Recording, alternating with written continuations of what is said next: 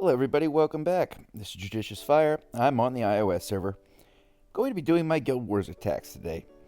The guild that we established about a week ago, Endgame, we are continuing to move up the might ranks. If you are a player anywhere in the 600 range or above, and you would like to apply to the guild and join the team, we are more than willing to take you on and be able to team up in this great game of Castle Clash. So far, it's been a very laid-back experience in the guild. We have some very long-time players. We are a drama-free association, and we have done very, very well. We're going to have a Fortress feud later on today. It's going to be a busy day in Castle Clash. Right now, we are in Guild Wars mode. The enemies that we're going to be facing today, now that we've moved up yet again, if you've been watching the last couple of Guild Wars videos, we keep moving up brackets in the Guild Wars system. We started with a new introduction as a guild, and then all of a sudden now 3 Guild Wars have passed. This would bring us to the 3rd Guild Wars. We are now at a point where we're taking on some major Levanica, Dovekeeper teams, Cosmo teams, Lazulix teams, etc. So what I have chosen to do for today is I'm going to be using my classic Guild Wars attack team, certainly, but I'm going to restrict myself in the following way. I'm not going to allow myself to revive. Now, I do use Sabrina, and I do use Tree, but I use Sabrina for the attack buff. I use Tree for the damage reduction. I do not drop them separately onto the board to bring my heroes back. I use them as part of my attack team right there in the front. So the revives that happen during combat are not going to count in this scenario. I can't control that. What I'm saying is I'm going to start with 6 heroes. And if one of them dies during the course of these next 5 battles, I will not be allowed to bring that hero back. If that leaves me with just one hero to attack those last 1 or 2 bases, then that's the way it's going to be. So we're doing Guild Wars, no revive style. Begin with 6, hopefully end with more than just 1. Let's jump in here. Take a look at my team real quick in drop order. I'll make this brief. I have much lengthier Guild Wars videos that go into full details about every one of these heroes. First I drop out on the board is Dovekeeper. I outfit her critically. She delivers massive crits above people's heads. Takes out heroes immediately. Now this last 2 or 3 weeks, I have been running the Unholy Pact on her with a Brute Force insignia. I am doing this because I am trying my gosh darndest to finally get a series of good spawns and get my way through HBM AJ. And the Unholy Pact is much more beneficial in that game mode. That's a video for another time. So that's my setup, Fennec Pet, because I know that Dovekeeper is going to be under attack, and Fennec activates when the hero to which it is attached is under attack. Second person out on the board. Lava. I typically run Lava with a Sacred Light. It helps with his damage cap, ceases to function. I have him outfitted critically. He, like Dove, is not a damage dealer. They are strikers. I've got a Rudolph pet on him. This is going to give him a heal, take away negative conditions.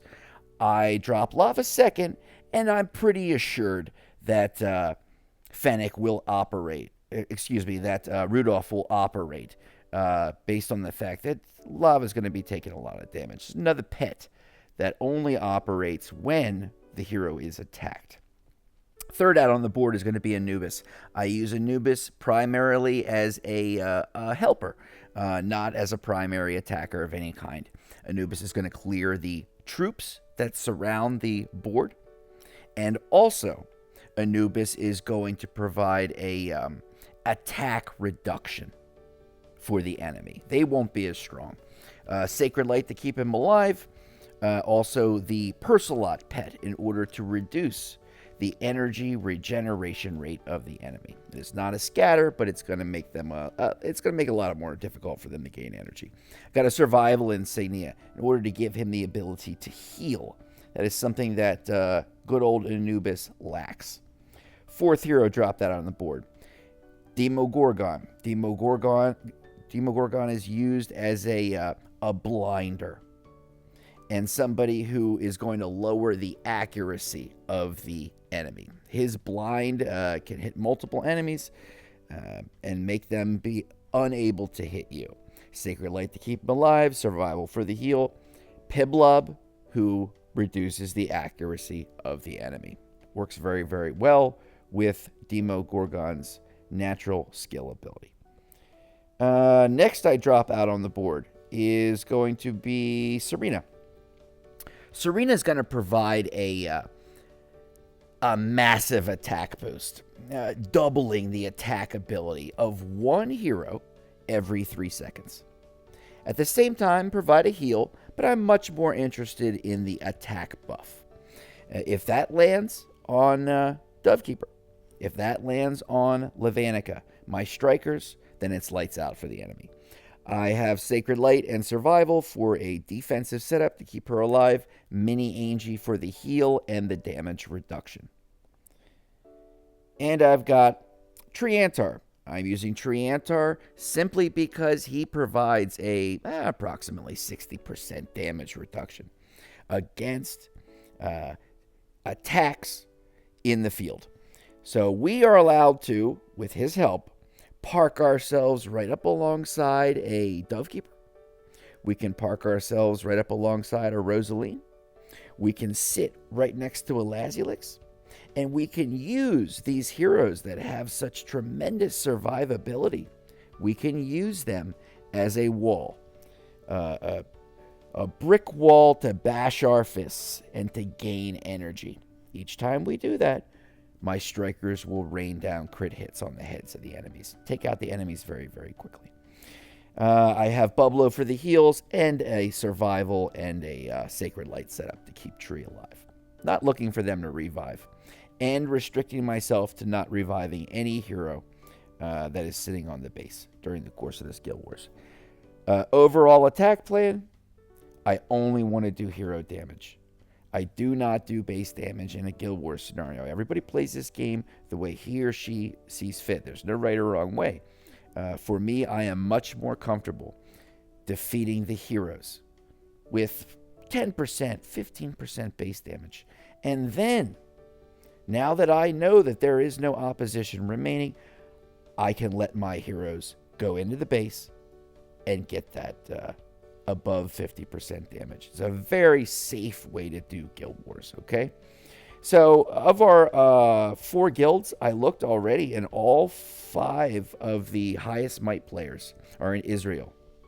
And we're going to start at 414, and we're going to work our way up to 520. No revives. So we're going to go Dove. I definitely want to go down to this Laz and Lava side. I actually want to use them. There's a Dovekeeper right there. That's even better. I'll use Doves, Love Doves, as that wall to bash against. I go Dove, Lava, Anubis, Demo, Serena, and Tree. Okay, here we go. Let's go Dove first, and we're going to drop right about here. I want to engage Doves, Love Doves. I'm going to make sure that happens. Let's go, if we drop Dove here, we're going to start bringing out Love Doves. We're going to start bringing out Scattercopters. That's fine. All right. Let's drop the rest of the gang, and let's watch the heroes on the base. We do not want to do base damage. If we get anywhere near 30% base damage, forget about it. I'll just stop. 24%, we have Dove and Lava remaining. Oh, we're fine. There we go. So at 33% exactly, we had no more heroes remaining. Thereby, I know that unless there's some kind of horrific jack-in-the-box waiting for me, I have no issue with moving towards completion. All right, excellent. 1989, what a year. We go on to next base. Heroes in their center. That's fine. We'll do the same drop order. We're going to give ourselves at least a few buildings to hit on before we see what's coming at us. Very good. Okay. This is one of these bases where you kind of have to go in and do a little bit more base damage than I'm comfortable with.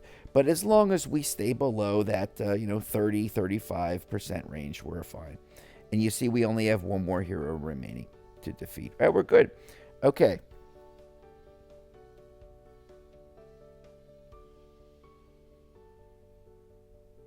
If I lose a hero, I can't bring that hero back. We'll say next week too. Okay, no hero for the no hero revival on the next Guild Wars, and keep myself. And those of you who say these videos are too long, you're gonna love this one. I'll keep myself to a 5-minute timer. We'll do a Guild Wars speed test. All right, so what do we have here? We've got all the horrible birds in Castle Clash, as well as all of the horrible brutes. This is fine. Okay, I don't want to go up on that top row. I have a feeling it's going to split my heroes up. I'll go right down here from the south. I'll attack from the south. Same drop order every time. I drop Dove out first because Dove has the greatest survivability, in my opinion. Her damage cap, watch the enemy heroes disappear. The damage cap prevents Dove from getting that one shot above the head. I drop Lava second because he has the second best survivability, as far as I'm concerned. He's got that damage cap. It's a little bit lengthier a vulnerability time than Dove. Another reason I run a Sacred Light on Levianica. But it's plenty to keep him alive in most cases. I drop Anubis next because Anubis is going to start clearing those troops and lower the attack ability of the enemy. I drop Demogorgon fourth to get that blind cooking on the enemy. I drop Sabrina fifth. Now, I could drop Tree fifth. But the reason I drop Sabrina fifth is because it provides a greater chance that her 100% attack buff is going to land on one of my major strikers or damage dealers. Provide me exactly a roughly 15% greater chance. I can use 6 heroes. And lastly, Tree Antar. And Tree is going to be able to give us that great damage reduction to the factor of 60%. Okay, we've got a Laz up top, and we got Dovekeeper at the bottom. I always go directly at Dovekeeper in any kind of a Guild Wars attack. Dovekeeper is an amazing hero. You're not going to find many players who are more in love with Dovekeeper than I am. Okay, but I'm going to say something very critical about Dovekeeper for a moment. All heroes are gone. We're fine. Dovekeeper is one of those. Maybe she's the only hero where she herself can take no damage when her love doves are the ones being hit. Okay? Now, there are certain deflect or reflex scenarios, etc. But it's not going to be enough to take her out. Those love doves can only take 1 damage. Just 1. So what ends up happening is if you're attacked by a player whose heroes can withstand that kind of a proving ground, that kind of a testing ground, and Tree will help you, then you're going to have an attacker who just generates too much energy and fires off too many skill activations at you. You're basically giving your opponent a chance to drop crit strikes on your head because of love doves. I feel the same way these days now about Lazulix as a base defender. He's a great base defender, but if you take on like a really well-developed hero team, then they're going to be able to park their heroes right next to your Lazulix and use them just like those love doves. It's not going to be enough to kill off the enemy heroes, but it's going to be enough to get the enemy heroes to kill you. So this is why I stay away from Dove, and this is why I stay away from Laz these days as base defenders in Guild Wars. 10,095 points. It was a great Guild Wars. I want to say thank you to everybody involved. I want to say thank you to the Guild Endgame. We're doing a good job.